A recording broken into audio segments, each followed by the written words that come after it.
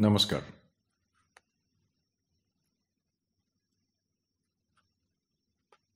पुढच्या कथेचं नाव आहे अनुबंध.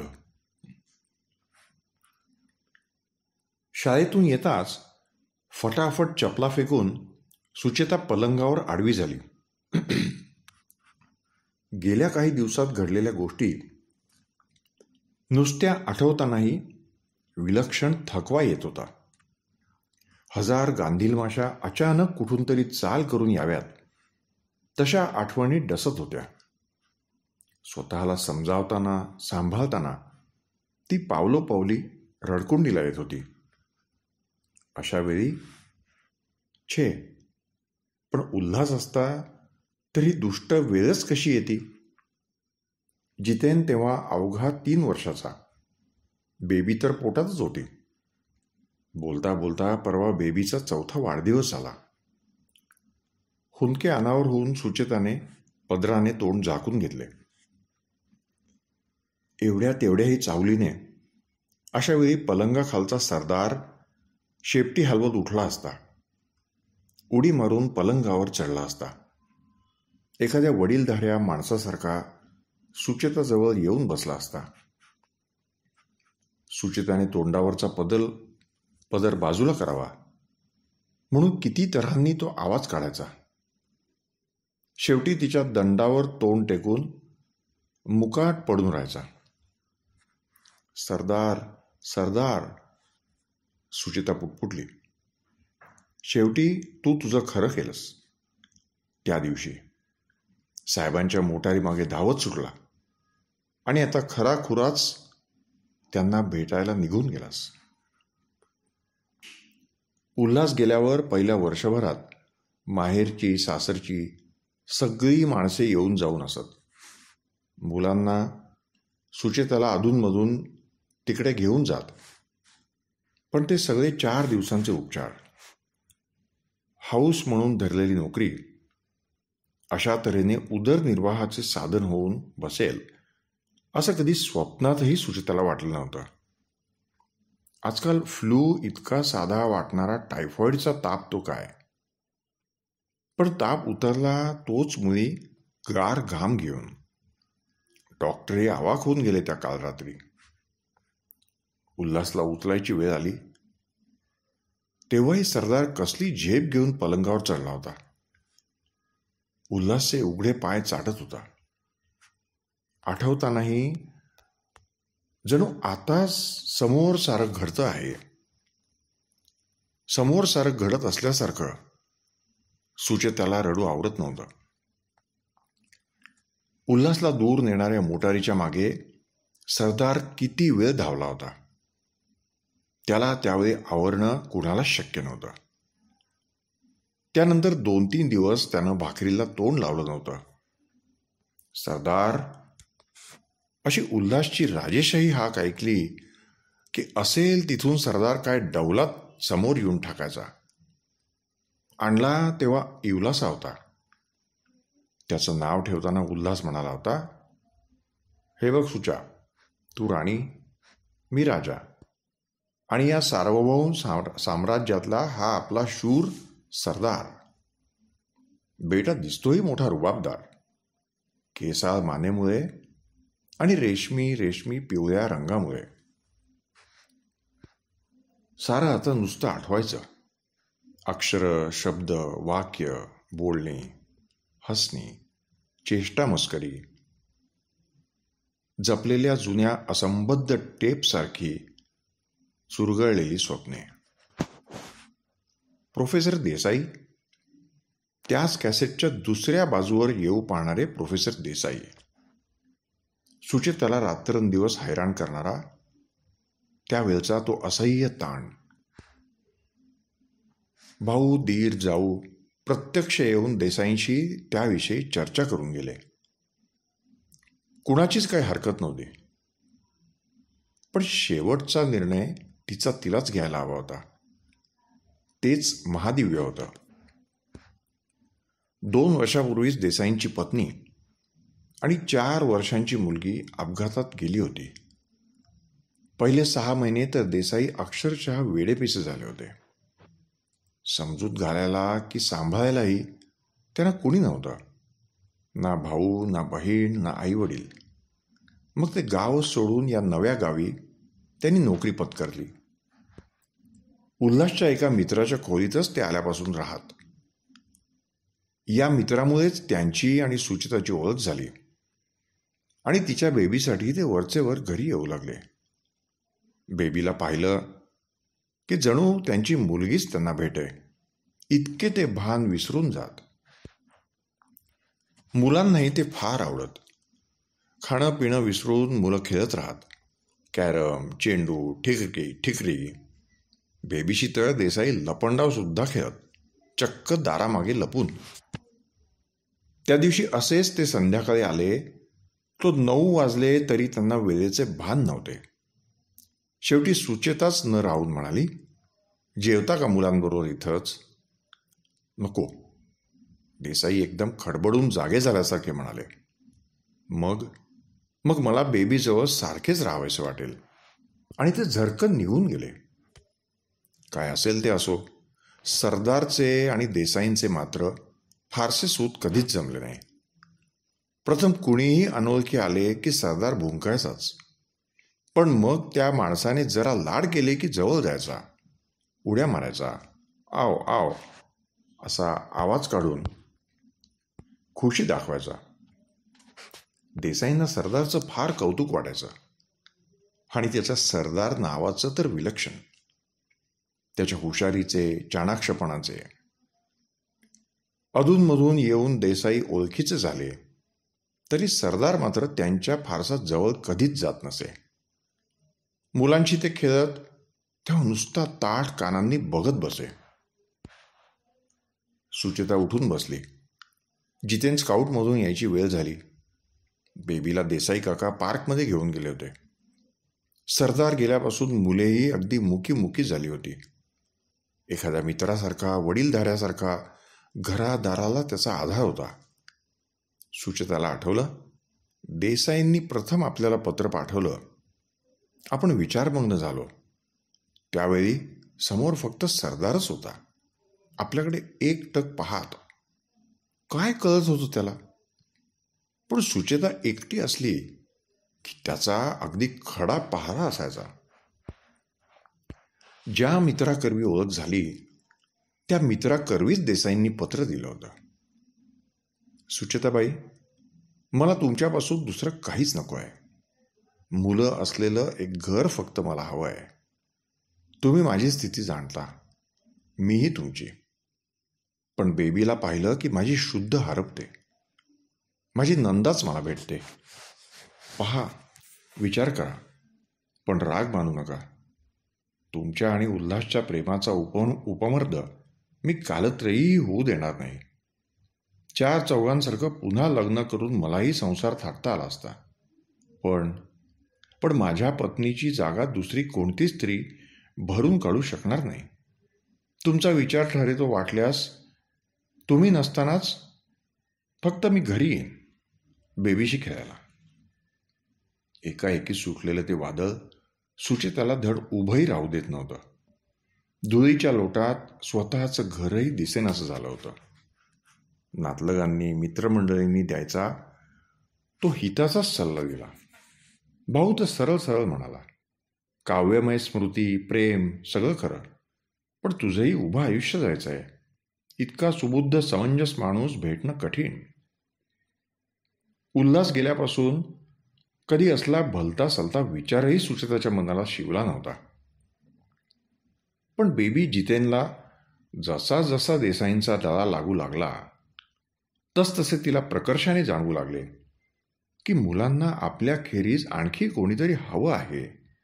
असं म्हणजे देसाई काकासारखं. एकदा तर बेबी आणि जितेन हटूनच बसले होते. बेबी त्यांच्या गळ्यातले हात म्हणून काढीना. जितेन म्हणू लागला, आई राहू देत की काकांना इथेच, तू सांग ना, म्हणजे ते राहतील. सुचेताचा निर्णय काही केला ठरत नव्हता. कसं शक्य होणार हे आयुष्यभर? आणि मग देसाईंचं पुन्हा पत्र आलं. तुमचं उत्तर नाही. मी काय समजू? कटू असलं तरी चालेल, मन मोकळं करून कळवावं. मी गैरसमज करून घेणार नाही. मात्र मी तुमच्या मुलांच्या कोवळ्या पाशात गुरफटलो आहे. यापुढे मी तुमच्याकडे येऊ शकणार नसेन तर हेही गाव सोडून जाईन. सुचेताला वाटलं, कुणी रक्तदान करतं, कुणी मृत्यूपत्रात नेत्रदान करू इच्छितं. परवाच वृत्तपत्रात एका बहिणीचे निर्वाणीचं पत्र होतं. दोन्ही किडनी निकामी होऊन 4 महिने माझा भाऊ अंथरुणाला खिळून आहे. कुणी एक किडनी देऊन त्याला जीवदान देणार असल्यास खालील पत्त्यावर कळवावे. त्याच्या रक्ताचा गट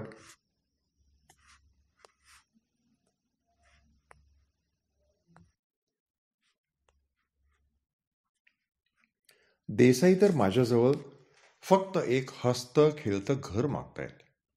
लेकरा बाळांनी खुदखुदणारं, जगावंसं वाटायला लावणारं. निरोगी तऱ्हेने विचार करता यात वावगं असं काय आहे? सुचेता मनाशी म्हणाली, समजा माझे थोरले दीर असते अविवाहित, अपंग, विधूर. कसेही असते तर ते नसते राहिले का या घरात हक्कानं, सोबत म्हणून, छत्र म्हणून, वडीलधारे चुलते म्हणून? शेवटी सुचेताने मनाचा हिय्या केला. मुलांसाठी, हो मुलांसाठीच. रजिस्ट्रेशनच्या आदल्या संध्याकाळी देसाईंनी आपण होऊन सुचेताला वचन दिलं होतं. रजिस्ट्रेशन हे केवळ नातलगांकडून, समाजाकडून तुम्हाला जन्मभर जाच होऊ नये म्हणूनच. मी तुम्हाला कदापिही त्रास देणार नाही. आणि ज्या दिवशी माझ्या मनात वाईट विचार येतील त्या दिवशी मी तुमच्या घरात नसेन. पहिल्या दिवशी मुलांना फार गंमत वाटली, कारण त्या दिवशी मुली देसाई काका त्यांच्या खोलीवर गेलेच नाहीत. त्यांच्या एका बाजूला जितेन आणि एका बाजूला बेबी शांत झोपलेली पाहून सुचेताला हुंदके अनावर होऊ लागले. तिघेही गाढ झोपले होते, प्रसन्न हसऱ्या चेहऱ्याने. सुचेतानं हळूच उचलून बेबीला आपल्या खोलीत नेलं. सरदारने गुर्र करून साथ घातली होती, नखांनी जमिनीवर आवाज काढीत. ती त्याची झोपण्याची लाडकी जागा होती. हळूहळू रोजचे कार्यक्रम सुरू झाले. जितेन भलताच खुशीत होता. काका आता त्याला रोज सायकल शिकवत होते, त्याच्याबरोबर क्रिकेट खेळत होते, रात्री त्याचा अभ्यास घेत होते. जेवायचं काकांबरोबर, फिरायचं काकांबरोबर, झोपायचं काकांबरोबर. केवढी मज्जा होती. पूर्वी फक्त मुलांच्याच खोलीत खेळणारे काका आता सर्व घरभर निसंकोच वावरू लागले होते. सरदार मात्र मधूनच त्यांच्यावर जोरात भुंके. विशेषतः प्रथम ते रोजच मुलांबरोबर जेवू लागले तेव्हा जवळ जाऊन जोरजोराने गुरगुरे. मधल्या एका कोठीसारख्या छोट्या खोलीत उल्हास सुटीच्या दिवशी निवांत वाचत बसे, ऑफिसचे काम करीत असे. तिथे त्याची एक खास आराम खुर्ची होती. त्या खोलीत कुणीच फारसं जात नसे. एक दिवस देसाई काका कॉलेजातून लवकर घरी आले. जितेन, सुचेता शाळेत गेली होती. सांभाळणारी बाई बेबीला झोपवून गॅलरीत कपडे आवरत होती. सिगरेटची तल्लफ आली की काका गॅलरीत जात. मुलांसमोर तर ते कधीच ओढत नसत. त्यामुळे सहजच ते त्या खोलीतील आराम खुर्चीत बसून सिगारेट ओढू लागले. कसा कोण जाणे, पण क्षणात सरदार कान टवकावून धावत आला आणि जोरजोरात त्यांच्याजवळ येऊन भुंकू लागला. त्याला चुचकारण्याचा, जवळ घेण्याचा काकांनी खूप प्रयत्न केला, पण तो बेफाम होऊन आणखीनच जोरात भुंकू लागला. त्यांना वाटलं बाहेर कोणी अनोळखी, अपरिचित आले असेल, ते सांगण्यासाठी सरदार भुंकत असावा. म्हणून उठून त्यांनी दार उघडून पाहिलं, पण कुणीच आलं नव्हतं. पुन्हा येऊन पाहतात तर सरदारच त्या आराम खुर्चीत ताठ मानेनं बसलेला. काका हातात मासिक घेऊन गॅलरीत जाऊन उभे राहिले. त्या दिवशी सुचेता येईतो, सरदारजी मात्र आराम खुर्चीतून हल्लाच नव्हता. थोड्याच दिवसात दिवाळीची सुट्टी लागली. जितेनला मुंबई पाहायची होती. दुमजली बस, लोकल राणीचा बाग, बूट हाऊस, आणखी काय काय तरी जमती वर्गातली मुलं सांगत. आता तो काकांबरोबर सगळ्या गमती प्रत्यक्ष पाहणार होता. प्रश्न फक्त सरदारचाच होता. मुंबईहून येईतो सरदारला मावशीकडे ठेवायचं ठरलं. मुंबईचे 10-12 दिवस निर्भर मजेत गेले. मुलांना तर काकांशिवाय काहीच सुचत नव्हतं. देसाईंच्या समंजस वागण्यानं सुचेताही भारावून गेली होती. गाडीत बसमध्ये शक्यतो ते तिच्यापासून लांब बसले होते आणि जवळ बसायची वेळ आली तरी तिला संकोच वाटणार नाही अशीच वृत्ती ठेवत होते. मुलांना देसाईंवर सोपवून उल्हासच्या आठवणी काढताना जणू ती उल्हास जवळच राहत होती. उल्हास बरोबर केलेले छोटे मोठे प्रवास, लग्नानंतर नवी नवलाई होती तेव्हा, नंतर जितेन लहान असताना, बेबीच्या वेळी दिवस गेले तेव्हा, त्या दिवसांची सर तर कधीच कशालाच येणार नव्हती. मुंबईहून आल्यावर तिला आणखीनच धीर आला. देसाई खरंच फार प्रेमळ, सज्जन होते. मातीच्या धरणावर हळूहळू गवत उगवून पक्के पण यावं तसे दिवसानुदिवसांच्या अनुभवांनी मन घट्ट होत होतं. मुलांना तर त्यांचा इतका लळा लागला होता की 5 मिनिटं त्यांना यायला उशीर झाला की जितेन वाट पाहत गॅलरीत उभा राहील. ते येताना दिसले की दरदर जिना उतरून धावत जाऊन तो काकांना बिलके. लगेच शाळेतल्या गमतीजमती सांगायला सुरुवात होईल. सर्वजण मुंबईहून आल्यावर दुसऱ्या दिवशी सरदारही मावशीबरोबर घरी आला. मावशी म्हणाली, सांभाळ बाई तुझा हा सरदार की दरकदार. अगो काय भुंकायचा, काय ओरडायचा, चक्क रडायचा तुमच्या आठवणीनं. सगळी गल्ली डोक्यावर घेतली ना आमची. सुचेतानं सरदारला जवळ घेतलं, पाठीवर थोपटलं. जितेनने त्याच्या मानेवरून तोंडावरून हात फिरवला. सरदार एकदम खुशीत येऊन उड्या मारू लागला. पण 10-12 दिवसात एकंदरीतच तो मरगळला होता. थोडा खराबही झाल्यासारखा दिसत होता. देसाई काकाही बेबीला घेऊन त्याच्याजवळ बसले. बेबी त्याची शेपटी हातात घेऊन खेळू लागले. पण सरदारचे डोळे एकाएकी पिसाळल्यासारखे दिसू लागले. त्याने देसाई काकांचा पायजमा तोंडात धरला आणि टरकन फाडला. काका चमकून उठले. सरदार जोर जोरात भुंकत त्यांच्याकडे पाहू लागला. सुचेता अरे अरे करून ओरडली. पण तिलाही चोरट्यासारखं झालं. इतक्या असभ्यपणे सरदार कधीच वागत नसे. कदाचित भूक लागल्याने चिडचिडला असेल असे वाटून तिने त्याला आत नेलं आणि खायला घातलं. नंतरचे 2-3 दिवस गडबडीत गेले. मावशीही राहिल्या. सुचेताची एक मैत्रीण पाहुणी येऊन गेली. गप्पा, पत्ते, फिरणे यात दिवस भुरभुरू गेले. सरदारही जरा आता तब्येतीत दिसत होता. बसून मुलांचे खेळ पाहत होता. लांब उडालेला चेंडू तोंडात धरून आणून देत होता. पुढे 4-5 दिवसांनी ती क्रूर घटना घडणार आहे असं कोणी सांगितलं असतं तरी सुचेताने त्या व्यक्तीला वेड्यातच काढलं असतं. बेबीला गोवर निघाला होता. तापाने अंगाची आणि पोटाची आग होऊन तिला झोप नव्हती. तिच्याबरोबर सुचेतालाही. काकांना तर बेबी मिनिटभरही सोडायला तयार नव्हती. साधे गोवराचे 2-4 दिवसांचे दुखणे. पण बेबीला बरं नसल्यापासून काका अगदी अबोल, हळवे झाले होते. रात्रीचे 12 वाजले तरी बेबीच्या डोळ्याला डोळा नव्हता. तिला मांडीवर घेऊन सुचेताची मांडी अवघडून गेली होती. थोपटलं, पाणी पाजलं. पण बेबीनं एकच घोषा लावला होता, काकांना बोलव, मी काकांजवळ झोपते. सुचेता तिला समजावत होती, तिकडे वारा येतो सोदुले गॅलरीतून, मग ताप येऊ दे का आणखी जास्त. तुला बरं वाटलं ना की तू काकांजवळ झोप हा. पण बेबी ऐकेच ना, जास्तच रडू लागली. तिचं रडणं ऐकून न राहावून काका आलेच. बेबीला त्यांनी हलकेच मांडीवर घेतलं. सुचेता शेजारच्या पलंगावर मुकाट बसून राहिली. जरा वेळानं झोपलेल्या बेबीला त्यांनी अलगद खाली ठेवलं आणि जराही आवाज न करता ते परत जाऊ लागले. पण बेबी पुन्हा उठली, रडू लागली, इथेच झोपा म्हणू लागली. म्हणून तिला थोपटत ते तिथेच आडवे झाले. मात्र पलंगाखालच्या सरदारने क्षणात पलंगावर झेप घेतली आणि त्यांनी कडकडून देसाईंची मांडी फाडली. पिसाळल्यासारखा दिसेल त्यांच्या अंगावर हल्ला करू लागला. थकलेल्या पेंगुळलेल्या सुचेताला प्रथम काय चाललंय तेच कळेना. कळलं तेव्हा देसाई मांडी दाबत उठून बसले होते, पण त्यांची शुद्ध जवळजवळ हरपली होती. बेबी जोर जोरात रडत होती. जितेन कावरा बावरा होऊन काका कुठे गेले, काय झाले ते पाहत दारात उभा होता. सुचेतानं सरदारला खचून दरडावलं, तरी तो भुंकतच राहिला.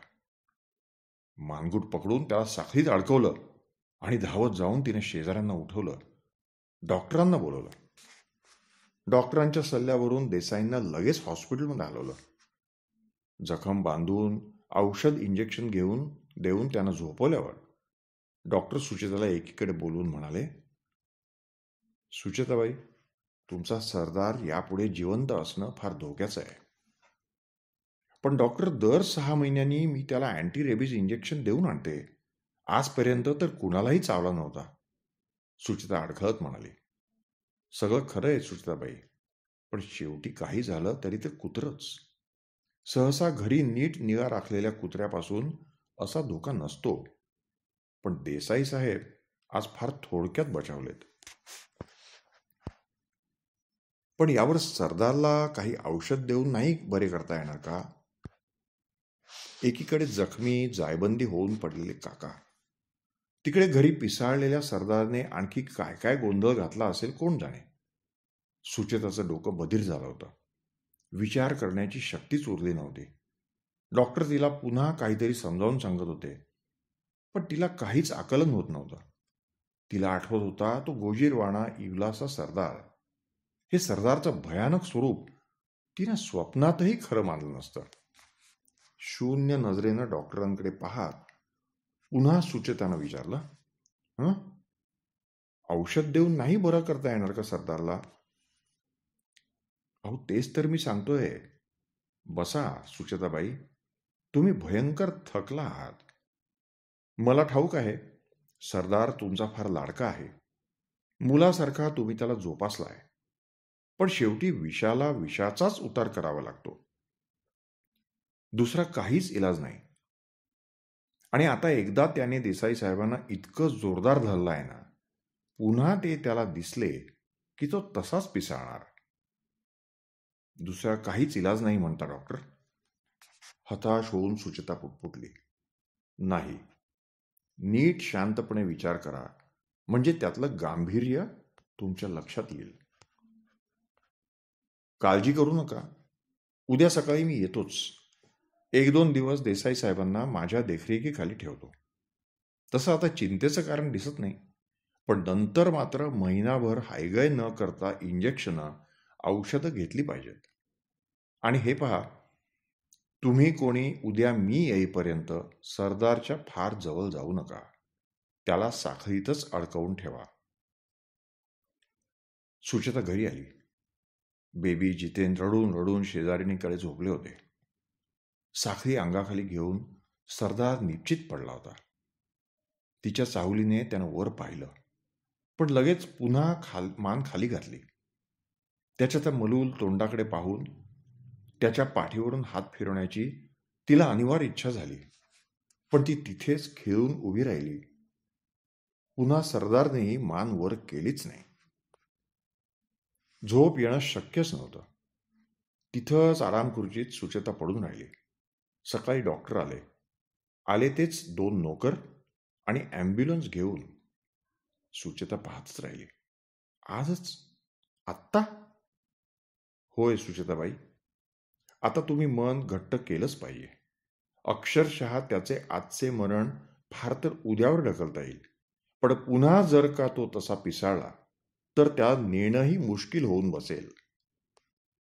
आता मात्र सुचेताला रडा आवडेना. डॉक्टरांच्या विनंत्या विनवण्या जुगारून ती धावत सरदारजवळ गेली. त्याला एकदा शेवटचं कुशीत घेतलं. तोही तिला बिलगला. पण त्याचा स्पर्शही किती विसविशीत आजाऱ्यासारखा लागत होता. कुणाशी तरी सामना देऊन थकल्यासारखा. शेवटी डॉक्टर ओरडले. त्यांनीच तिला सरदारपासून बाजूला ओढलं. जितेन आणि बेबी भेदरल्यासारखे डॉक्टरांकडे पाहत होते. जितेनला जवळ घेऊन डॉक्टर म्हणाले, ये बेटा, तुझ्या काकांना उद्यापर्यंत घरी पाठवतो हां. पण आपल्या सरदारला की नाही खूप ताप आलाय. त्याला खूप दिवस दवाखान्यात राहावं लागेल. तोपर्यंत आपण तुमच्यासाठी दुसरा सरदार आणू हां, त्याच्यापेक्षा छान. डॉक्टरांकडे एकटक पाहत जितेन म्हणाला, दुसरा सरदार कधी असतो का? मला नको दुसरा सरदार, मला हा आमचाच हवा. डॉक्टरांनी निरुत्तर होऊन अपराध्यासारखं तोंड फिरवलं. दोन्ही नोकरांनी सरदारच्या साखळीला हात लावला. मात्र पुन्हा तो जीव खाऊन पिसाळल्यासारखा भुंकू लागला. डॉक्टर, मी जाते त्याच्याबरोबर, त्यांचं तो ऐकणार नाही, सुचेता ओरडली. छे, तुम्ही बसा, ते दोघे बरोबर नेतील, तुम्ही काळजी करू नका. तुम्ही म्हणताय, पण त्याला नेणं, पुन्हा परत फिरणं ते तुमच्यानी सहन करवणार नाही. कसे बसे सरदारला कोंबले आणि क्रूरपणे घरघरत ॲम्ब्युलन्स निघून गेली. सुन्न नजरेने त्या दिशेने पाहताना सुचेताला वाटलं, उद्या मुलांचे काका घरी येतील, हिंडू फिरू लागतील, लेकरेही त्यांच्यात रमून जातील. उल्हासची मोटार गेली तेव्हा सरदार किती वेळ मागे धावला होता आणि सरदारच्या मोटारीची गरगर आपण सताड कानांनी ऐकली, उघड्या डोळ्यांनी पाहिली. आता पुन्हा निर्दोष सुटलेल्या खुनीसारख्या आपण उजळ माथ्याने राहू, खाऊ, पिऊ, जगू. सरदार. पण घुसमटलेली हाक आतच विरली. ग्लानीच्या अशक्त अंधारातच सरदारच्या मोटारमागे धावताना सुचेताला भयानक धाप लागली होती, न संपणारी. ही कथा इथे समाप्त झाली. या पुढची कथा आपण पुढच्या भागात ऐकूयात.